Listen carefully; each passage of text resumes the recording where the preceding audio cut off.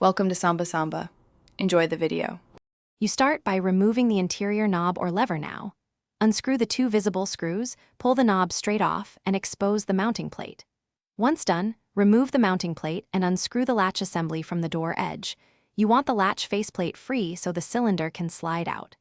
Make sure to note which way the latch bevel faces because that determines door swing. If screws are tight, back them off a few turns, then use steady pressure to avoid stripping. Now you position the new latch in the door edge. Push it fully so the faceplate is flush and mark screw holes if needed.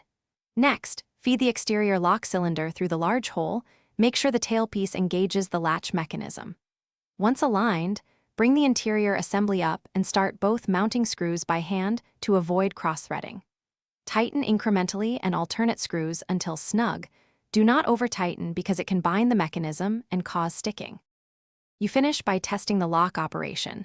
Turn the knob and deadbolt several times to confirm smooth movement. If the bolt doesn't slide, adjust the strike plate on the jamb by loosening screws and repositioning or chiseling a shallow recess so the bolt seats fully. Once aligned, tighten everything and recheck.